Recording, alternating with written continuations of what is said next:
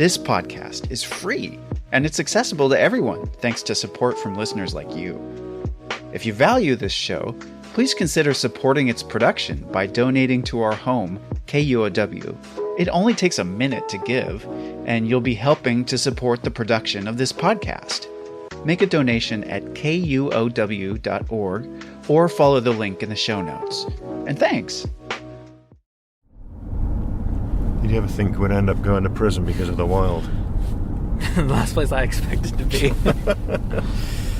This is interesting. My producer Matt and I are driving up towards a unique destination. This one might take a bit of explaining. Clallam Bay Corrections Centre. We're just a few miles from Bramble's territory, the female cougar we tried to capture last week with Kim Sager-Fradkin, the wildlife biologist. Bramble is part of a big research project here on Washington's Olympic Peninsula to understand these cougars' lives in intimate detail. Technology is at the heart of it. Over a dozen cougars fitted with satellite radio collars and a grid system of nearly 100 remote camera traps constantly collecting thousands of images and videos of wildlife in the forest. All this tech is great because it gives researchers so much data to work with, just what a scientist wants. But the problem is, they have so much data to work with. Way more than a small team can go through. So today, we'll dive into the data and look at some pretty imaginative approaches to dealing with massive information overload in the digital age of conservation. And they just literally have to click a couple of buttons. It all gets processed, standardized, and they can just leave the computer and it's going to work for us. So that's the idea. And the prison? Well, the inmates are part of the solution too. I'm kind of nervous. I'm a little nervous too. I just don't know what to expect. No, it's the first time I've done anything like this, so it's a really interesting reason to be here, isn't it? Yeah. In all my years of working with wildlife, this one is new to me. That is a lot of barbed wire. Holy smokes. All right. Welcome to the wild. Welcome to prison.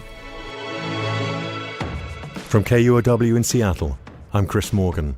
And yes, welcome to the wild.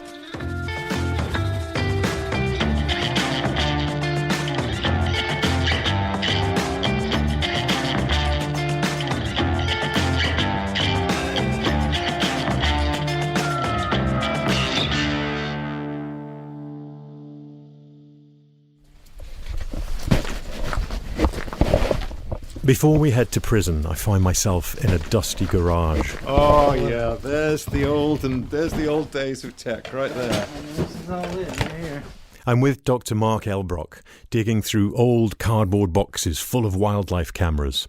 In many ways, data collection begins with the cameras Mark is obsessed with. So this is the old, here's the old trail cameras. Huh. You know, that was like a good one. Right. Which now would be a junker. Mark is a biologist with Panthera. They're a conservation organisation focused on big cats. They work all over the world. Mark's been on the front line of using camera technology to study wildlife just about his entire career. Yeah, you made these from scratch, huh? Yep. One camera Mark shows me was built inside an ammo container with a hole cut in the side so the lens could stick out. And then, of course, we would hack the GoPros as well. Mark really is kind of a camera wizard. He's used these skills and the images he's collected to study big cats all over the world, to understand their behavior. Cameras began to reveal the secret lives of mountain lions while we weren't looking and when we weren't catching them. Not much was known about mountain lions or cougars back then, and even today researchers are still unraveling the mystery of these cats. And Mark says that most of what we knew about them, or at least what people thought they knew about them, was from hunting them or doing field research, often with the help of dogs. We're experiencing a species that's hiding all the time, whereas that's not the natural state of mountain lions, necessarily. And so I feel like we've built an entire cultural understanding of an animal based on chasing them with dogs up trees and onto cliffs. And that's not a mountain lion. And so the cameras, when they first were developed, or, just taking a picture, right? But you were at least getting glimpses, still shots, images of a cat doing something other than being chased by a dog. The cameras he's showing me look like they belong in some museum, and that's the point. Tech is moving fast, as we all know. Just think about the phone in your pocket and what it can do. So these days, Mark no longer needs to solder cameras in this garage. Now he can just buy motion-censored cameras with almost limitless photo storing capabilities. And of course now, they can even record video. Mark and his organisation has got to the point where they're collecting millions of images from all over the world. It's a super time to be a mountain lion biologist because of technology, so that we're having all these insights that we just couldn't look at. We couldn't answer these questions 20 years ago. And so it's just a great time to learn new things about mountain lions. Mark developed a grid system of cameras to deploy in wilderness areas to map out where big cats go and to estimate their population size. He started using the system in different areas in North and South America where mountain lions are found. He started seeing things from those cameras that he never expected.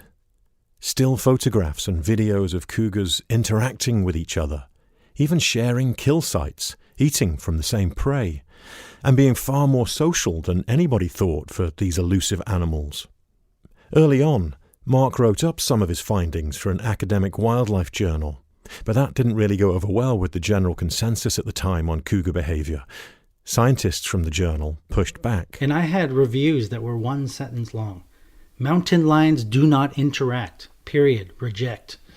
Mountain lions do not do that. Period. Reject. I mean, I'm like, I've got a video right here that says they do. Suddenly, you had the proof you needed. His technology was starting to change the way the scientific world understood cougars. Now Mark has partnered with Kim Sager-Fradkin of the Elwha-Clallam tribe for this study of cougars on the Olympic Peninsula. They have 74 cameras set up equal distance apart from each other. Each camera is set to take a photograph anytime something walks past the sensor. They're starting to gather tens of thousands of images. That data, combined with the information they get from satellite-collared cats like Bramble, will give them a population estimate, and where the cats move, and ultimately paint a picture of how cougars live in these forests. And this is an incredible opportunity for mountain lion biologists like myself to have that conservation-driven data set to really speak to monitoring and hopefully stewarding and caretaking of an animal population over time. As new technology comes online, the amount of data that researchers like Mark and Kim have to deal with is staggering. In fact, it's more than they can handle. We are so drowning in data, and we need the work done. It was time to get innovative. Kim came up with a novel solution to handling some of this video data. So when it comes to the videos, how do you analyze all of that content? Prisoners. They turned to inmates at the Clallam Bay Corrections Centre. But the night before we head to prison to learn more, I get a text. The text is from Mark, the cougar biologist. It says, "We have a cat on a kill. Are you available for a capture?" How can you say no to that? Especially because you might remember, last time we tried, we failed to capture Bramble, the female cougar. This could be our second chance to see where all of this data begins, a real-life cougar. This time, one of the project cameras has picked up a new cat in a very accessible location. The next morning, we meet up with Kim, Mark, and the rest of the capture crew bright and early at a gas station west of Port Angeles. Deja vu. I know those faces. Energy and expectations are high. We drive about 20 minutes further west of town and up into the Olympic foothills to where the hounds have chased the cougar up a tree. They dart him from a rifle with a tranquilizer, and we wait. Eventually the cat climbs down the tree, and minutes later we're with the sleeping cat on the ground. It's a relief, especially for Kim. The cat is down. Cat is down. It's always the most stressful part for me is after they bail out of the tree and before we find them. Yeah. I'm relieved right now that we found him. The drug did its trick. Cougars can get quite big, but this one is huge. That's a big dude. All right, we're going to scale him. First, they weigh the cougar. 1, 2, 3, lift. 9.6. Is that in kilos? Mark does some quick field math. 79.6. 79.2 times 2.2 is 160 plus another 16, 176, 175. 175 pounds. This is the biggest cougar this team has ever captured on the peninsula. I kneel down right next to the cougar. I want to look at every detail of him. It's an amazing moment being this close to such a magnificent cat. So I've got my hands on the cougar right now, on his shoulder, and he has giant paws about as wide as my fingers and thumb together, the front paws. And I can see his canines, which are, if I pull back here, his canines are about 1.5 inches long underneath below the gum, and a really raspy, coarse tongue, just like a house cat, only 100 times coarser. They put a hood over his head so he doesn't sense what's going on around him, and he's just flat out, completely calm. Everyone's speaking very, very quietly, respectfully. You can even hear the cat snoring. The team goes to work. Everybody's got their job. They have about 40 minutes before the tranquilizer wears off, so they have to work fast. This is all about data collection, and there's a long list of it to gather. Here we go. They take a fecal sample to test his microbiome for diseases or viruses, a small fur sample for genetics. I have a whisker going in. Whisker. A single whisker contains stable isotopes that'll show the nutrient composition of this cat's diet. Mark's now measuring the canines. Oh, look at that. Wow. Giant white canines. Mark estimates the cat's age, 6.5 to 7 years old. This big Tom is a very rare, mature male. Most big males are hunted out, so the data from this guy will be extra useful. All of it, all the information, goes into a database. And then, the main reason for the capture. On goes the satellite collar. Putting the bolts on the collar. Hopefully. Trying to make sure it's tight enough on it. The team names him Moses. And before you know it, the 40 minutes are up. One of the team members injects the reversal drug to bring him round. Moses jumps to his feet, takes half a second to look at us all, and he's off. It's gone. Vanishes into the forest. Did you see that? An important cougar. And now he's equipped to beam back satellite data about his every move. Yeah, I'm just really curious to see where he goes. Yeah. This guy, somebody who's really on the edge of human settlements in a lot of ways, and such a big cat. Yeah, that he has managed to stay out of trouble for all these years is pretty cool. Not an easy thing to do as a cougar in this modern world. After the break, we follow the paper trail of data from the cats to the prison to find out how this unusual collaboration works.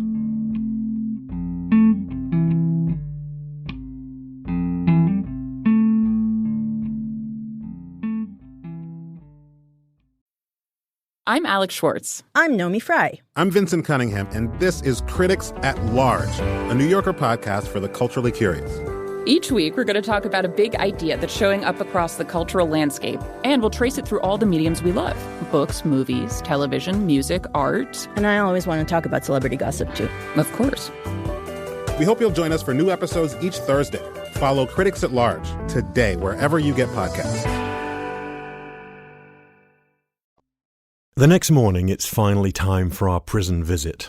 We drive an hour west of Port Angeles through miles of thick Pacific Northwest forest, thinking of Moses. We roll up to the security gate at Clallam Bay Correction Center, and my producer Matt checks us in with the security guard. Have any guns, weapons, drugs, or knives in there? No. How about any bombs or bongs? No. Okay, go ahead and come on into the right-hand parking lot, find the walkway, and I'll get you in. We're buzzed in through the front gate. The correction center is home to 900 inmates. Many of them will never leave. The irony of the surrounding wilderness is not lost on me. We check in at security. We're allowed one audio recorder and nothing else. Then we're escorted in through an echoey labyrinth. Then a grassy courtyard. A few inmates are walking around. What's up, man? We're here because this prison is part of Kim and Mark's Cougar Project too. Finally, we enter the prison's education center. Hey, this is Greg Steen. How you doing? Greg, I'm Chris. How you doing? Thank you. Good, nice to meet you. This is Greg Steen, an inmate here. He's 55 years old, and he'll be in prison for the rest of his life for 5 counts of armed robbery. He and others have become a key part of the cougar study. Kim has trained Greg and some of the other inmates to analyse and catalogue the videos that are being collected by all those remote cameras she and Mark have deployed. He volunteers for the Wildlife Project as part of an environmental science class he's taking at the prison. It allows us to kind of extend from our classroom environment and actually be, I think she called it citizen biologist or geologist.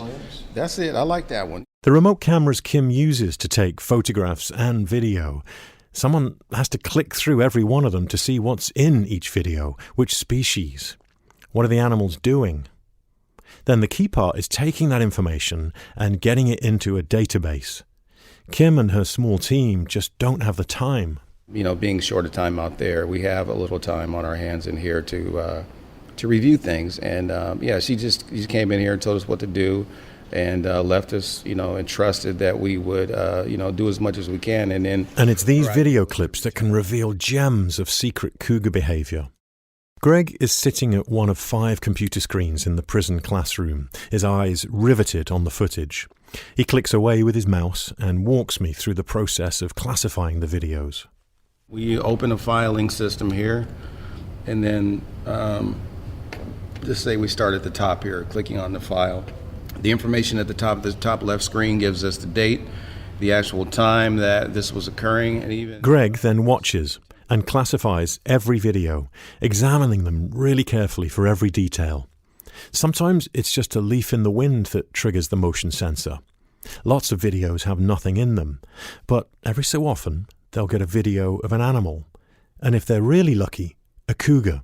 Greg shows me one recent video. It shows a cougar actually sharing a kill with a skunk. So we think that because the spotted skunk is interacting with the cougar here on this kill site, who would have thought that something like that would happen? Surprisingly, cougars don't seem to mind all that much if a smaller animal wants to share a meal. Or maybe it knows better than to mess with the tail end of a skunk. Once Greg has a video with some action, he then clicks on a list of options to describe the behavior of the animal.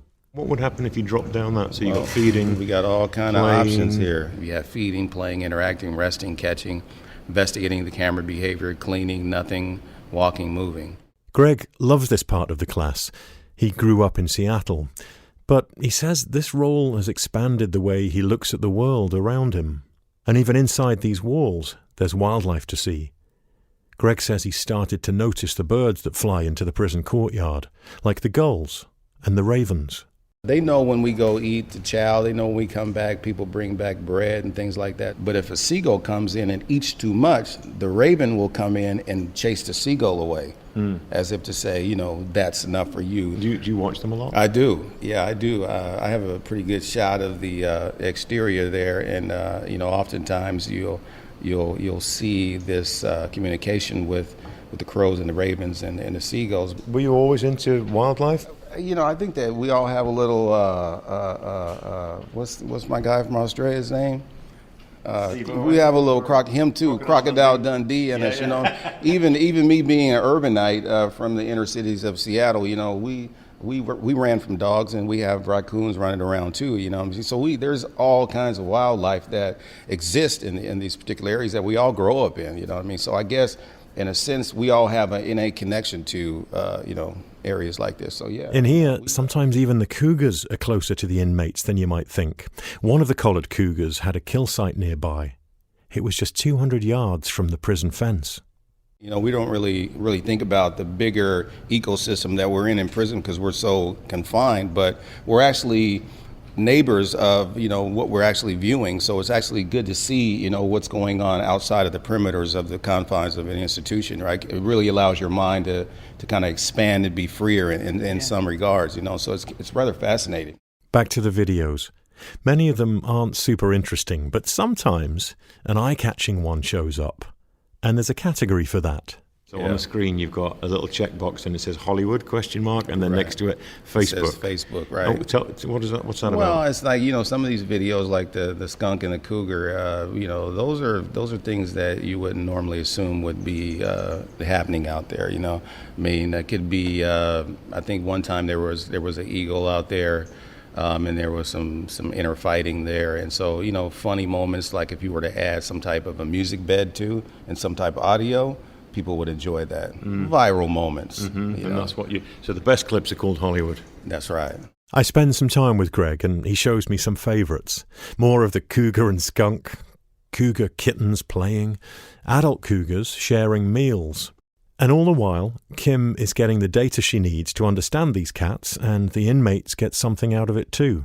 I think that's one of the things that being incarcerated will do is it will disconnect you if you let it. But I think that connecting to projects like this allow us to be part of society in a sense. The whole time I've been talking to Greg, another inmate, Tom, has been sitting 10 feet away. He's looking over every so often. I met him when we first came into the room. Tom is also serving a life sentence for armed robbery. I could tell there was something he wanted to say. Tom, I saw you nodding then. Would you want to say something about? Everybody's in the wildlife. Everybody watches National Geographic. Sorry, can I get you to say that? I was a little far off. Can I get you to say that again? A lot of us don't have anything happening outside of this prison, so to be a part of something that's outside of this prison kind of gives us it lights a fire up under us, it gives us something to feel like we're a part of that's not prison. So that's one of the things that guys take from this, aside from the fact that they just love nature. As we leave the prison, I glance up and catch myself looking into a security camera. They're everywhere, quietly revealing things about those who walk by. We walk through one last door and out into the fresh air, and right then I look up and hear something. Come outside the prison now, and guess who's up in the tree above me here?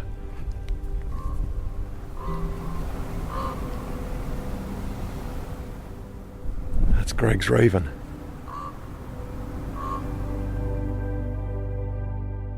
The wildlife cameras, these videos, they're a window into the wild, even for those who won't ever walk in the forest again.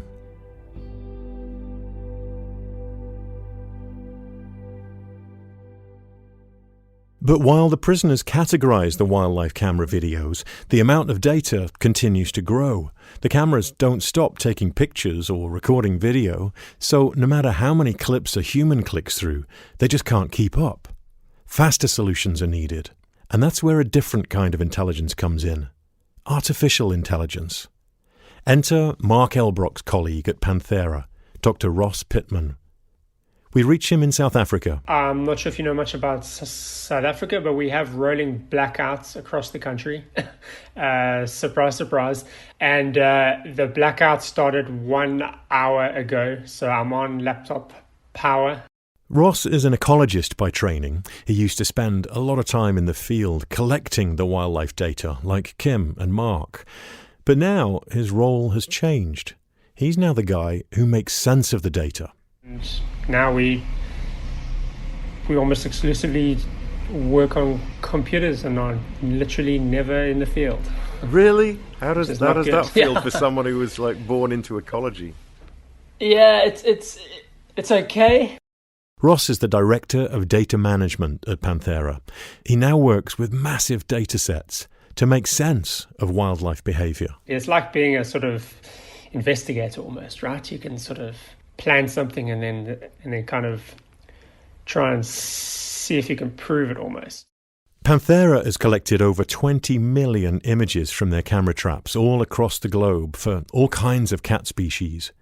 And each one of those images contains a lot of information. It's not just the cougar or tiger in the foreground. There are many layers to extract. So, for instance, the species that might be in the image, and, for instance, how many individuals there might be, etc., etc. There's lots more that we can actually draw from that. And because of that complexity within the image, the actual number of records we have of information related to our camera trapping work exceeds 50 billion rows of information. That's obviously billion with a B. Yeah. Just hearing that is overwhelming. 50 billion rows of information, more than any army of volunteers could handle. At first, Panthera tried crowdsourcing and a few off-the-shelf software programs to try and manage and analyze all their data, but nothing worked the way they needed it to. Instead, we started to look into new approaches, and that's where the idea of sort of artificial intelligence, machine learning comes into the picture. But a computer program that could analyze wildlife data the way Panthera needed it to didn't exist. So Ross decided he would write the program himself. There was only one problem. Ross didn't know anything about computer programming. Remember, he was a field guy. So he set out to learn all he could about computer coding and how to teach a computer to help turn image data into usable information. He spent a lot of nights on YouTube. It's amazing what you can learn on the internet. You can pretty much learn all of this on the internet. And again, 3 years later, Panthera developed their own machine learning program, Panthera Integrated Data Systems, Panthera IDS. Their next step was to teach the computer about wildlife. A computer doesn't know what a tiger or a cougar is until you teach it. It is the process of training a computer or training a program to identify species or specific characteristics within the images. To do this, Ross and the team take images that humans have already identified as a specific species, and they upload them to the computer's database in the cloud. They tell the computer that this is an image of a tiger. This is another image of a tiger, perhaps from a different angle. It takes thousands of images, but eventually the computer will learn what a tiger looks like on its own.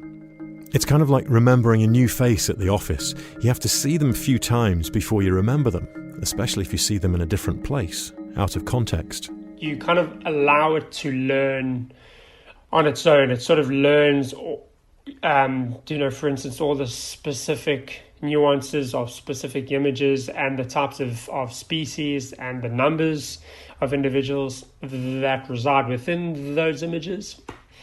Eventually, you end up with a classifier, an actual mathematical model that is capable of predicting onto new images that it's never seen before. It makes total sense, the phrase machine learning. It's very much learning like a human would, right? And it's just a machine that's doing it instead of a person learning the difference between an apple and an orange. Yeah. The computer now has a classifier. It's classified the species. It's learned it.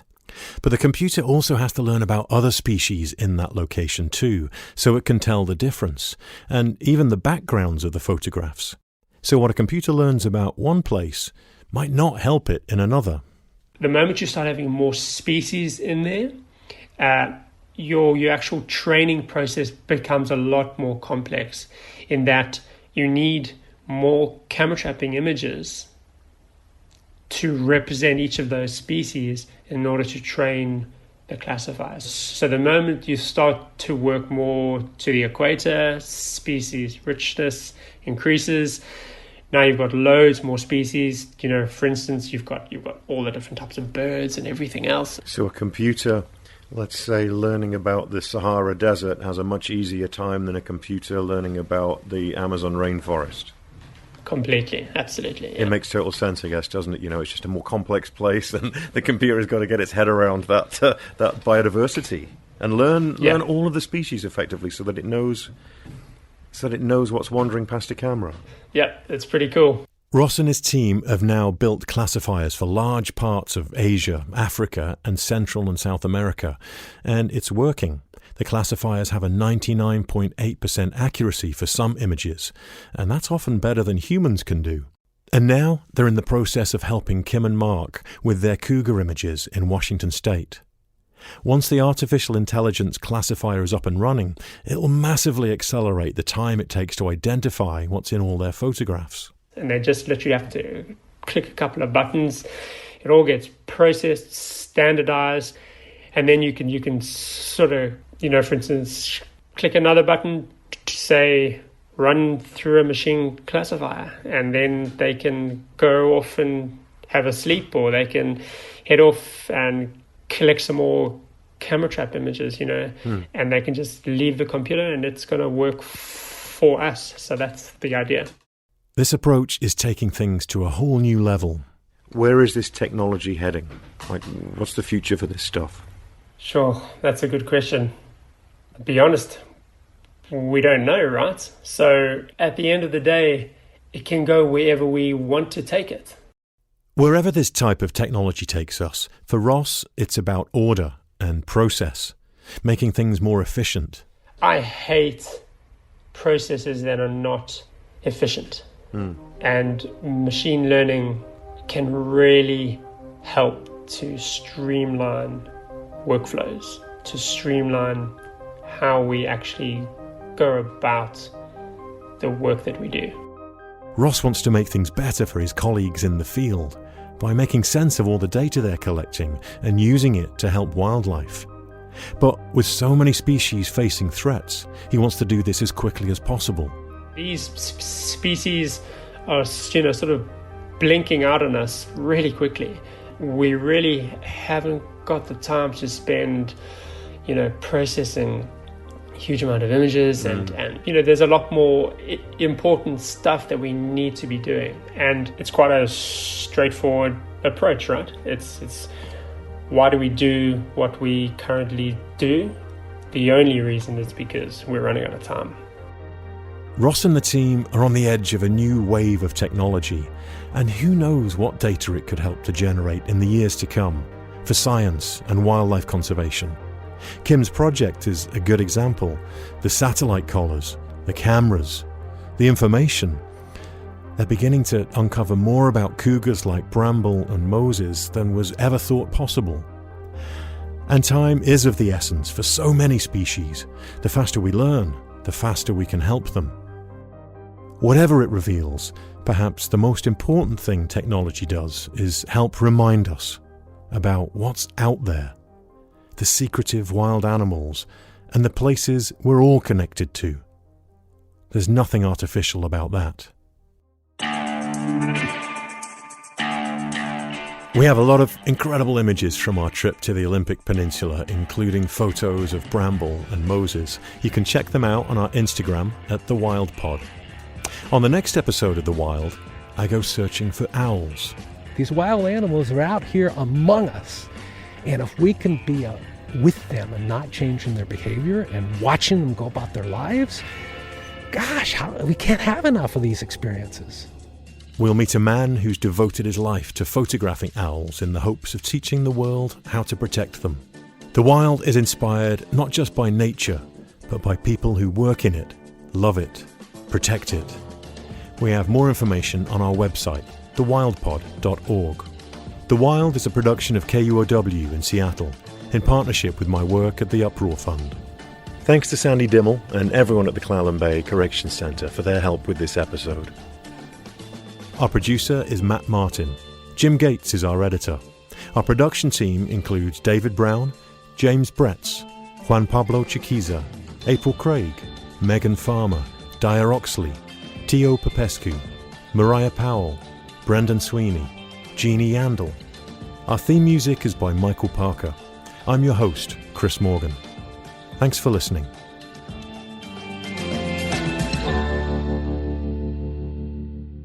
You may be wondering what happened to Bramble, the female cougar from our previous episode. Bramble's old satellite collar needed to be switched.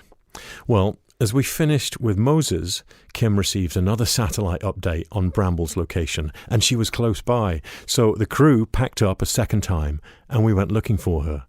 This time, Bramble cooperated, and they were able to capture her. So it became a 2-capture day, a replacement collar for Bramble and a new collar out there on Big Moses. A huge success for the research project, and more data to process, of course.